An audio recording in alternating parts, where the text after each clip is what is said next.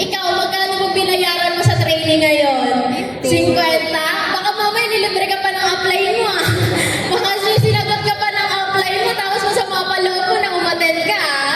Diba? Sa totoo lang, yun yung time para mag-invest ka, hindi lang sa sarili mo, kundi sa mindset natin. Kasi etong mga ganitong training, akala mo wala lang to, pero hindi mo namamalayan. Eto yung magiging way para magkaroon tayo ng growth and at the same time, mas lumawak yung mindset natin sa negosyo natin. Okay? So, bago pa ako maraming masabi, ayan, nakagulat naman, meron agad.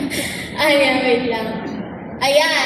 So, ayan no. So, ako si May Solero, dating factory worker. Pero sa mga walang idea, isa po akong probinsyana. Meron ba dito mga taga Bicol? Yes! Wow! Yes! Sige nga, kung taga Bicol, tawagin mo nga akong Magayon.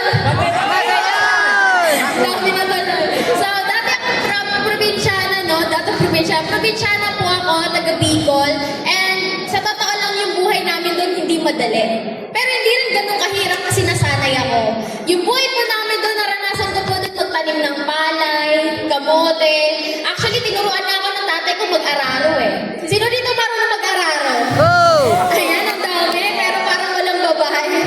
Actually, dumating po sa point na naranasan ko po yun. Sa sobrang hirap ng buhay namin. So, dumating sa point na, minsan, alam mo yun, yung kumakain ka 3 times a day, pero sa amin, sa isang kainan lang, dapat sulitin mo na. Kasi yung susunod ng saging na o kaya kamote. So, yun yung buhay namin dati kasi yung tatay ko magsasaka, yung nanay ko nagtitinda sa palengke. So, sinong mag-aakala na from there, probinsyana, to factory worker, to kumita ng 6 million income in a span of 3 years dito sa negosyo natin. Diba? So, yes, tama po yung narinig nyo. 3 years pa lang po ako dito sa negosyo natin sa AGG. Pero ganito nakalaki yung nabago sa life natin ng ating company. Okay? So, isa na rin po ako sa kumita ng 6 digits income, Millionaires Club, and isa na rin po ako sa Sports Car Achiever dito sa community natin. So, doon pa lang daw palakpakan nyo yan. Pero ang tanong doon, sino nga ba ako nung nagsisimula? Sino ba ako nung factory worker? So, imagine no, 10,000 a month dati yung sinasahod ko. Ayan. So, ayan po ako dati. So, kung makikita nyo, yan po ako. Dumating po sa point na, imagine no, ako po yung tipo ng tao or empleyado na sobrang sipag, sobrang tiyaga sa trabaho ko. Dumating sa point na ang pasok ko po alas 7, alas 4, alas 5, nandun na po ako. Doon na ako nag-aalmusal, doon na ako nagpapatay oras. Bakit? Kasi ginagawa ko na yung trabaho ko kahit hindi pa nag-start. Grabe na. So, palakpakan mo nga muna para lang kinukuha ni Lord. Grabe. So, ayan. So, imagine, no, ganun yung ano ko. Kumbaga, ganun ako ka-dedicated sa trabaho na ginagawa ko. And even yung mga even yung tawag dito, sorry na ako sa usok. Ayan. So, dumating sa point, pinapa-incentivean kami. Pag no late, no absent ka, meron kang McDo. Sobrang saya ko na po niyan. Pero imagine, dahil dyan sa dahil sa pagiging committed ko sa trabaho ko, dumating sa point, even pandemic, nag-stay in ako sa trabaho. So, sobrang mahal ko yung trabaho ko, pero ang tanong, worth it ba sa sahod? Hindi. Bakit? Kasi kahit naging ganon yung dedication, yung love ko sa trabaho ko, but still, dumating sa point na even pandemic, special birthday ko, dumating sa point, mas pinili kong kasama sila kaysa sa family ko. But at the end, eto yung nangyari. Nagkaroon ng emergency na operahan po ako sa appendix. So, tinanggal yung appendix ko kasi nagkaroon ako ng appendectomy. So, dumating sa point, ang binayaran ko po sa hospital is 100,000. Ang tanong, ano yung naging tulong ng company namin? Wala po.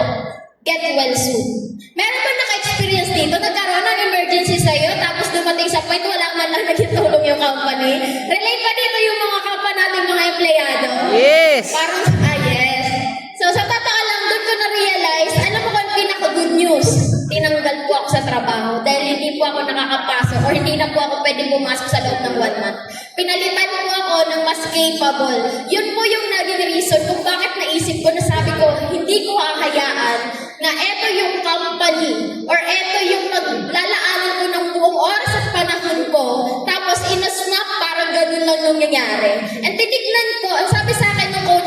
time na na-encounter ko itong business, tignan mo yung pinakamatanda sa trabaho mo, yun yung future mo.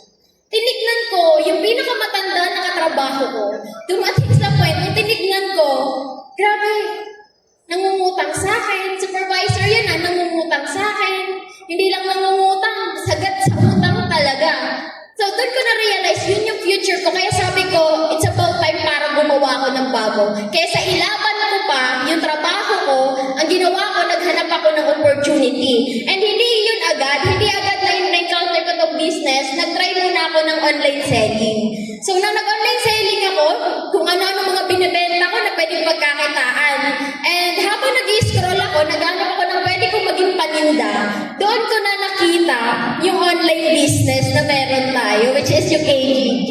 So, eto ako before. Ayan. So, parang ang daming gumano na. Di ba? Judgmental ka, ha? Grabe ka. So, yan ako nung nagsisimula. So, kung makikita mo, dito mo mapapatunayan na hindi lang yung buhay natin yung magbabago, even yung physical appearance natin. Bakit? So, imagine, sinong mag-aakala na from there, di ba, ganyan yung hatawan ko dati. Imagine, yung mesa ko, nakakaawa. Ultimo pambiling mantel, wala ako. Yung kurtina ko, yung pang CR ng ibang tao. Diba? So, ganyan ako maghumataw before nag-start ako. So, kaya kung ikaw, yung hub mo maganda, yung full-timer, kung ikaw yung bahay mo maganda, may maganda kang kurtina, napakaswerte mo. Inggit na ako sa'yo niyan. Kasi ang pangarap ko dati makabili nung tigpa 500 na kurtina para gumanda yung background ko. Kasi bakit? Tignan nyo naman, pintura namin dyan. Sabi nila, pag puti daw yung pintura ng hustle area mo, maganda na. Sa amin, hindi puti, putim. Kasi bakit may mga baklas na yung pintura? Diba? So, even pambili ng wallpaper, wala kami. Nag-start. So, yung stand ko sa totoo lang, kailangan kong alalayan na kasi bumibigay. So, kaya kung ikaw associate, di ba, or hubber, na full-timer, may hub ka, napakaswerte mo kung ikaw naman may maganda kang magiging office sa bahay mo. Napakaswerte mo, pangarap ko yan dati pa. Pero from there, no, sinong mag-aakala, na dyan ako nagsimula, pero ngayon sobrang laki na nagbabago sa life natin. Alright. So, yan na po kami nung nagsimula. So, dati, ako lang yung nagugutom. Ngayon, 6 na kaming gutom. Diba? 6 na kaming nasa process. Ultimo lamesa, wala kami. Ultimo, sa totoo lang yung kutsara tinidor namin, galing pang Jollibee. Diba? Kasi bakit? Wala kaming pambili. Doon kami nag-start. Para kaming mga pinalayas na kamag-anak namin or pamilya namin na nagsama-sama sa iisang bubong. Na hindi alam, pag dumating sa point, alam mo yun, hindi alam ang ulam, eh may malunggay sa kapitbahay. Siyempre, di ba, doon tayo sa medyo hating gabi. Para at least hindi makikita. Tapos, siyempre, meron kami sardinas. Ang bagal pa kami niyan sa isang sardinas. So, para fair, kailangan durugin para pantay-pantay. Para ka doon namimingwit sa sabaw. Di ba? So, doon po kami nagsimula. And guess what? Yung CR po namin, yung bowl namin kulay green na. Yun yung good news. Pero bakit hindi kami nag-focus doon sa situation na meron ka ba? Kasi sabi nga nila, your current situation is not your final destination. Yes. Kaya kahit nahihirapan ka, nagugutom ka, okay lang yan. Bakit? Kasi kung magiging worth it naman yung dulo, why not? Sabi ko nga kung eto pala yung magiging life ko during that time, sabi ko, lahat ng mahihirap ibigay mo sa akin. Lahat ng rejection, lahat ng mga negative na sinasabi ng ibang tao, ibato mo sa akin. Kasi bakit? It's worth it naman. Diba? So yan, hanggang sa nagsimula kami sa 6, dumami ng dumami, ay yung mga full-timers, and at the same time, ayan. So naranasan ko na rin po dito kumita ng 603,706 pesos. Diba? So sino ba naman ako before? So para magka-idea kayo, nakita ko itong opportunity 22 years old. Magka-22 years old. In a span of 6 months, nakabili po ako ng sports car. And in a span of 7 months, doon ko po kinita yung first million ko. So, ibig sabihin, ganon kabilis kumita pag ganon ka kabilis umaksyon. Meron ba member? Meron ba? Okay, so mostly member, no? So, ibig sabihin, during that time na nagsisimula, hindi may iwasan na mayroong mga pangit na situation. Bakit?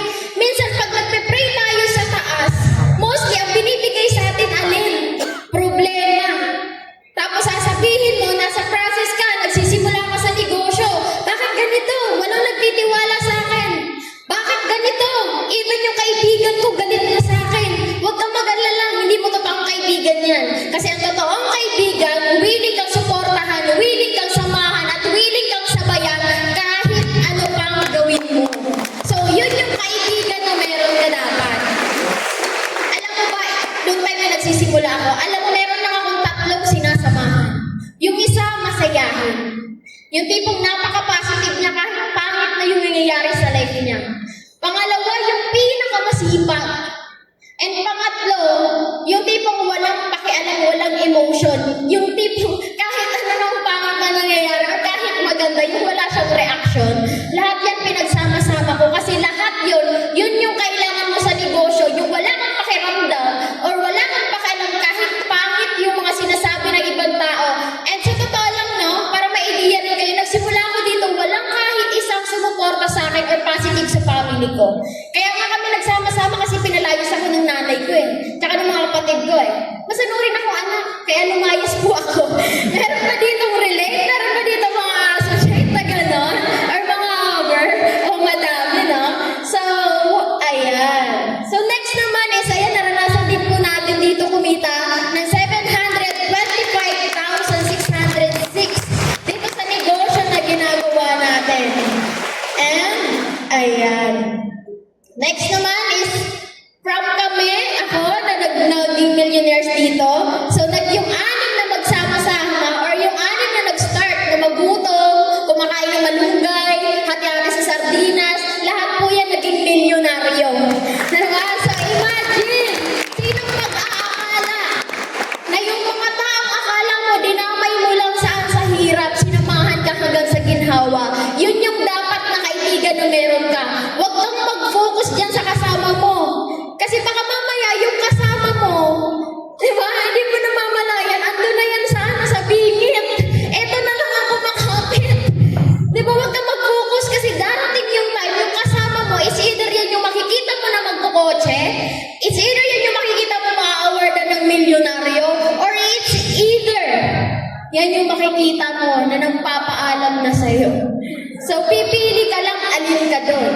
Ikaw yung mananatili na magiging successful o ikaw yung magsasabi ng dapat pala sumabay ako, dapat pala nakinig ako, dapat pala hindi ako nag-negative, dapat pala hindi ako nakinig sa ganito. Or, ikaw yung buti na lang talaga nakinig ako, buti na lang talaga sumabay ako, buti na lang hindi ako nakinig sa mga negative, buti na lang talaga nakinig ako sa mentor ko. Kaya ikaw yung next na nagka-career build. Ikaw yung ina-awardan ng Millionaires Club. Ikaw yung nakikita nila na talagang kumikita ng 6 digits income every month. So, lagi mong tatandaan, sa negosyo or sa buhay, meron tayong laging dalawang choice.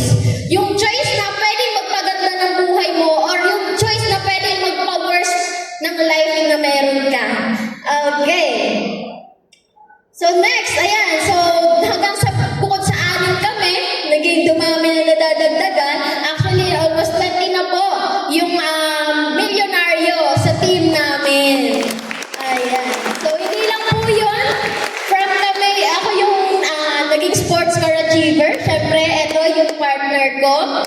So, partner ko si Press Marvin Apolona. Dami naman siyang sales demo. Actually, dalawa kami magtotalk ngayon, no? So, bakit yung iba nalukot? Akala na single ako. Joke lang. So, kidding aside, ito yung standard dapat ng mga babae. Tignan mo yung sarili mo na diamonds. Ano ba yung pinagkaiba ng diamonds sa bato? Yung bato madaling itapon. Yung bato madaling ibato kahit saan. Yung bato kahit nasaan ka dyan walang may pakialam. Pero yung diamonds, kahit durog na durog ka na, kahit pira-piraso ka na, may halaga ka pa rin. Pinapahalagahan ka pa rin. So, dapat bilang babae, diamonds ka. Kaya kung ano Maawa ka naman sa babaeng ginujowa mo. Hinaharot mo. Baka mamaya mataas yung pangarap niya, tapos aayain mo lang mag-quit. Sasabihin mo, dito na tayo, bibigyan kita ng magandang lahi. Magandang buhay, wala eh. Ikaw babae, huwag kang pumayag. Tandaan mo kung anong nilalaban mo dito. Huwag kang magpadala sa madadaling salita kasi may mga lalaki, kaya kitang bigyan ng magandang lahi. Pero sa magandang buhay, bahala na. Huwag kang mag-settle doon, maging diamonds ka. Huwag kang maging bato. Deserve mo yung best in life. Deserve mo yung magandang buhay. Deserve mo yung actions, hindi lang puro salita. Diba? Kasi bakit si Pres Marvin, pares kami naka-sports car, color blue kanya, kulay pink akin. So pipili kami, alin yung dadalhin nating car? Yung blue o yung pink? Alin yung sports car yung dadalhin natin? Yung sayo o yung akin? May choice ka, hindi yung bilang babae, makikisakay ka lang, papalibre ka lang, diba? Libre mo ako sa ganito, gusto ko niyan. Ako kaya ko bilhin yung mga kailangan ko, yung mga luho ko, yung mga gusto ko na hindi ko kailangan ng permission. Kasi bakit? May tinatawag tayong self-made. And bilang isang babae, it doesn't matter kung babae ka. What matter is, ano yung kaya mong gawin? Ano yung pwede mong gawin? Na kung saan pag nagka-family ka, hindi mo kailangan na mayaman yung partner mo kasi bonus na lang yun. Kasi ikaw mismo kaya mong bigyan ng magandang buhay yung pamilya mo. Yan. So, hindi lang yun, no? So, actually, apat na kami naka-sports car. And isa naman dito is, ayan, naka-kotse. So, yan yung may mga results sa team ngayon. And may mga bagong magre-release na rin ng car. Ayan kami before. Nasa dulo ng mundo. Gaano po kalayo namin yung time na nag-start kami umattend ng training. Sobrang layo po to. Apoy na hindi na namin makita even stage. Diba? So, ganyan po kami nag-start. Kagaya mo lang din. Maswerte ka pa nga kasi may ganito. Dati hindi kami nakakatend ng ganito. Kasi sobrang layo. And at the same time, walang ganito. Nag-start kami, puro hub lang kami. So, during that time, di ba, from there na nasa dulo, naranasan na rin natin dito ma-awardan sa buong company. Di ba? As top 41. And at the same time, ayan. So, GE Pride na din tayo. And eto po, wait lang, ayan. Sorry, walang ganito sa Bicol eh. Ayan. So, naka-anim na country na din po tayo na pag-travelan. And hindi lang po yan. Pupunta kami ngayong July sa Singapore and Malaysia. Pag-8 countries ko na po yun. So, imagine, no? From sumasakay sa Kalabaw, pupunta sa Bukid, papunta sa Palayan. Pero ngayon, nakakapag-travel na sa iba't ibang bansa. Sino mag-aakala na yung itsurang ganon, di ba? Cute yun, wag kang ano dyan. Yung dating itsura ko na ganon, wag mong sabihin na baka mamay, ay maganda ka kasi kaya madali kang kumita. Anong maganda doon? Yung upuan. Di ba? Walang maganda. Pati itsura, walang pera. Sabi nga hindi ka pangit. Wala ka ng pera. Yun yung sabi sa akin, sabi ko, totoo nga. Tama. Nag-preach ako doon kasi bakit? Napatunayan ko eh. Hindi naman talaga ako pangit. Wala na akong pera. Diba? So, imagine, hindi lang yan. Even yan, na-experience natin. And next naman is yan. Ayun yung pinatumatak sa akin.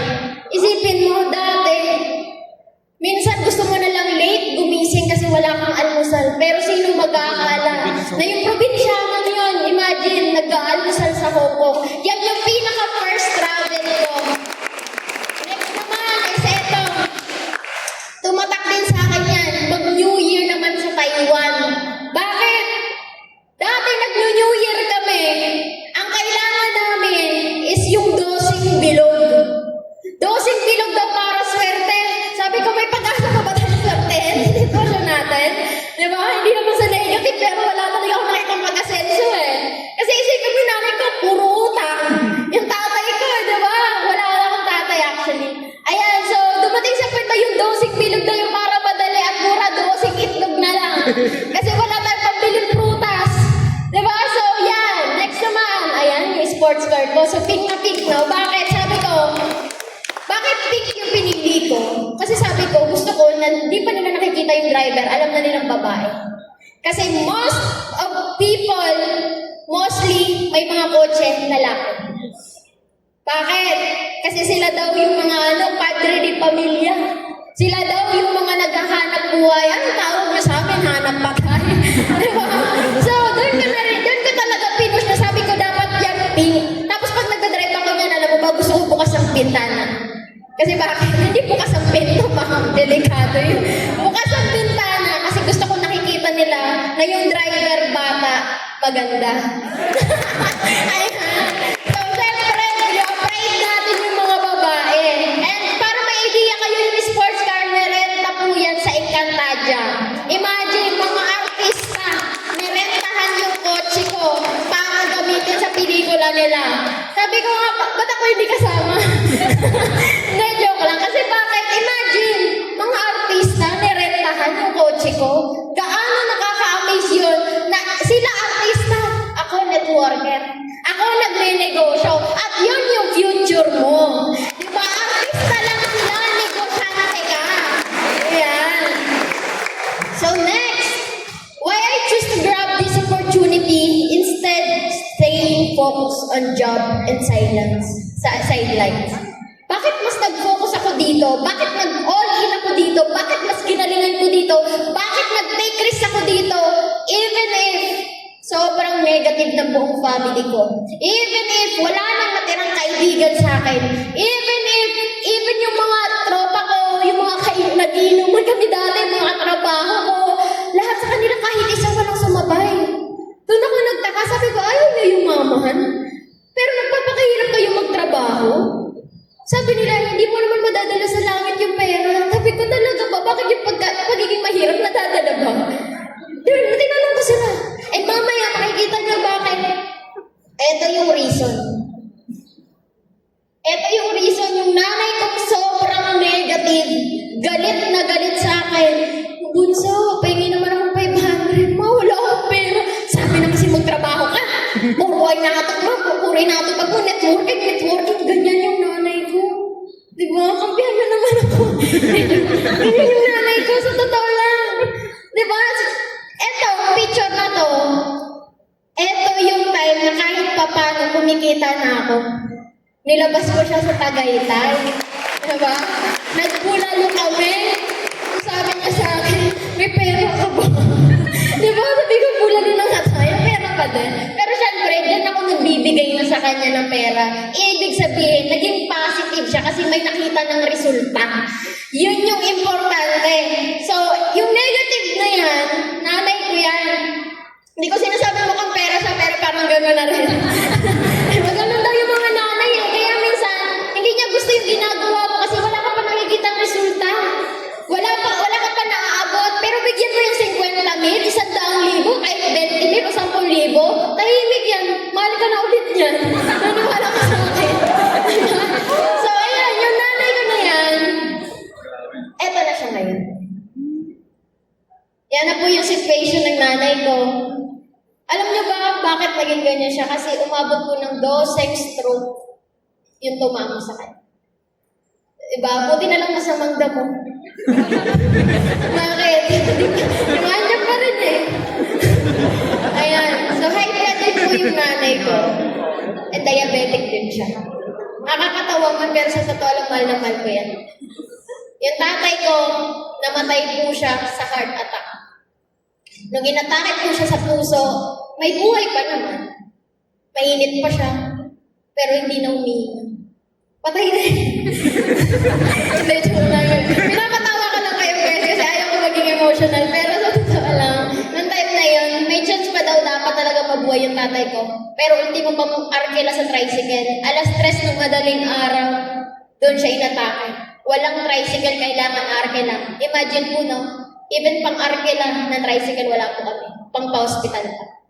And doon ko na-realize, doon ko sinumpa yung pagiging mahirap. Kasi sabi ko, kung may pera pala tayo, baka may tatay pa ako. Sino dito yung mga kumpleto pa yung magulang? Taas mong kamay. Dami pa, no? Napakaswerte mo. Sa totoo lang, yung kinita ko, savings ko, result ko, ipagpapalit ko yun sa'yo kahit ibalik lang sa akin yung magulang ko. Kasi bakit? Yung 6 months na nag-sports car ako, 7 months na kumita ko ng first million, kaya ko ulitin yung baka kaya ko pag-gawin 2 months. Bakit? Uulitin ko lang yung ginawa ko eh. Ibalik ko magulang ko. Sa'yo na lahat. Diba? Even yung ideas na meron ako, sa'yo na lahat. Magkaroon ako ng magulang. Yun yung mga bagay na dapat maging grateful ka. Na dapat galingan mo, sipagan mo habang meron ka pa magulang. Kasi, sa totoo lang, hindi natin alam hanggang kailan na lang yung meron tayong magulang. Kaya napakaswerte mo. Tapos ako, nanay na nga lang meron ako, negative pa. Diba? May sakit na. Bakas ng tao mo.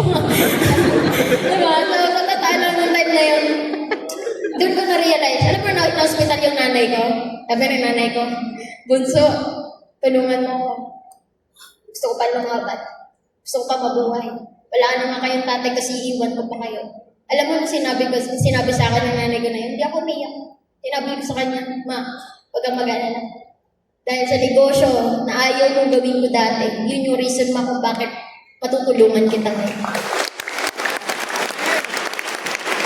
Doon ko na-realize na hindi totoo yung sinabi ng katrabaho ko. Nasabi niya, hindi naman nabibili ng pera kaligayahan ng tao. Siguro, literal, o lima, ngiti ka. Ganun. Hindi talaga.